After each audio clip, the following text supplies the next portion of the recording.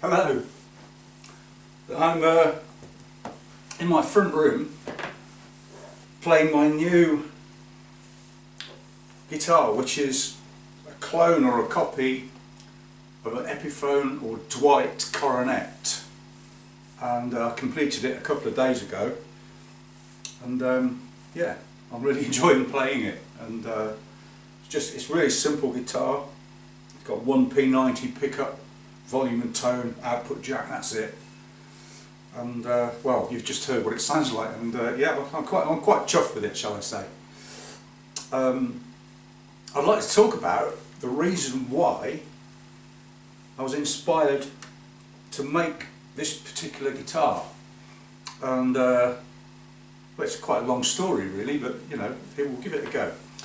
The first thing is, not many people actually get to play with their guitar hero, or one of their guitar heroes, but that's exactly what happened to me many years ago in 1987 when Steve Marriott joined our group, the DTs, at the time. And how cool was that?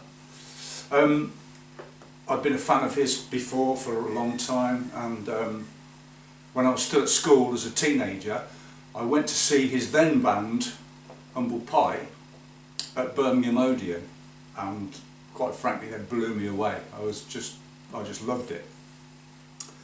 Prior to that, I'd already bought this album, which is the legendary Rockin' the Fillmore live double album, and I loved it then and I still do.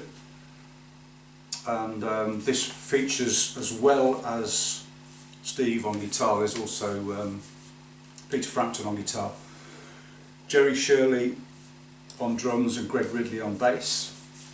And then I bought their next album, which is this one, Smoking.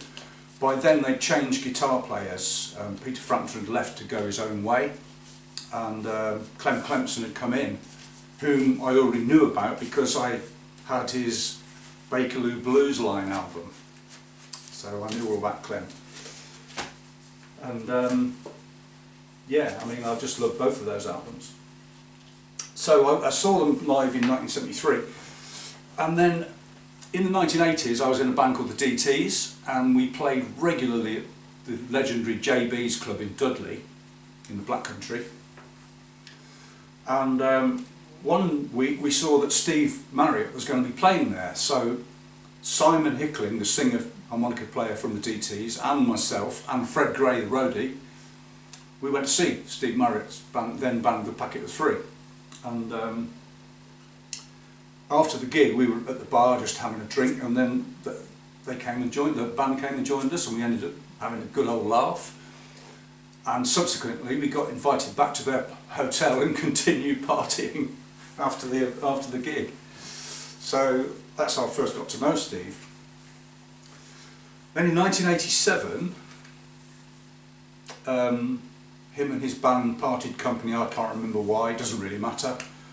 And Simon found out about this, Simon Hickling, that is, the singer, DT's singer, found out about this and contacted Steve and kind of we offered our services, and Steve accepted. And I can remember the first rehearsal at the Hind in Lutterworth,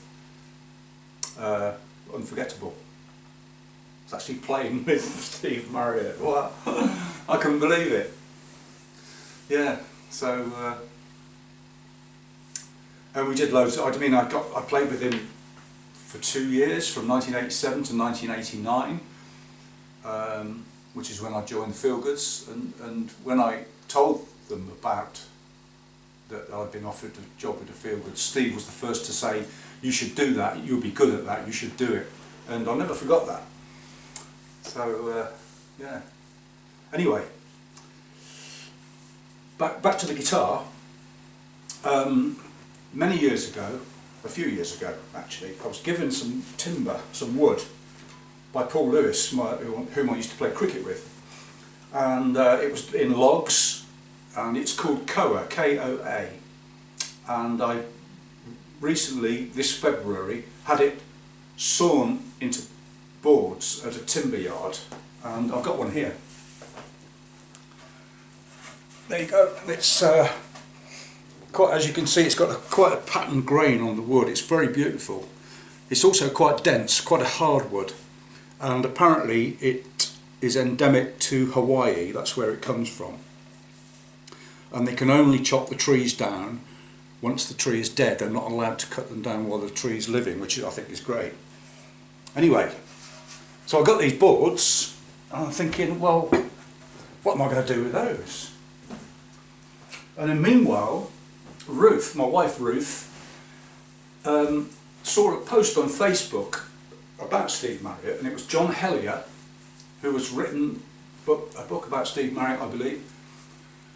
And John had visited Steve's former cottage in Essex, which is called the Beehive, and part of the post showed there was an old photo of Steve with his then guitar collection, which included an Epiphone Coronet. Now, Steve's Epiphone Coronet, backtracking to the 1970s again, I used to buy Melody Maker, music magazine Melody Maker, Sounds, sometimes New Musical Express, but in particular the Sounds one, at that time there was a poster in the double spread in the middle of the paper, a different poster every week, one of which was of Steve Marriott playing an Epiphone Coronet. I didn't know it was called that at the time, but I liked it, and it's actually on my bedroom wall as a teenager. When I got to play with Steve in 1987, I told him this story, and bless him, the next gig, he bought that actual guitar, gave it to me in its case and said, "There you go mate, hang on to it for a few weeks and have a play on it," which I did, and I used it on a few gigs, but the actual one that was on my on my bedroom wall, on the poster. So yeah, anyway, back to this one. So Ruth saw this post, and then she told me about it, and I thought, I know, I can make a coronet from the koa that I've just had sawn up, so that's what I've done. And some of you may have seen this on Facebook already, but what I've done is, so the top is koa, this part, and so is the fingerboard. But I thought at the time, when I cut the wood up, that if I made the body completely from koa, it might be too heavy. So what I did was use a less dense and lighter in weight wood, which is cedar, on the back and kind of sandwiched it together. It's a very narrow body, for example, compared with that, that's a standard Gibson Les Paul Junior, and likewise this Telecaster here, it's much narrower, but it doesn't seem to affect its resonance. And even if you playing it, when I first strung it up and played it acoustically, it's really loud, just like that.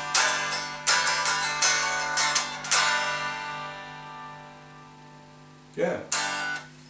So it's really resonant, and yeah, I'm pleased with that. Where was I? Yeah, so I made it from this beautiful wood, and in fact the neck is made from, again, beautiful, I think it's American black walnut, and it came from the same guy, Paul Lewis, who was going to throw this stuff away because he was moving to Spain. Our mutual friend Ken Pinfold found out about this, and he said, "Don't throw it away, I know somebody who'd like that," and that was me, and he was quite right. So yeah, I mean, that's it. That was Steve Marriott, who had the Coronet, that is right, kind of inspired me to make this, and I'm really pleased with the way it's come out. And yeah, so let's give it another go.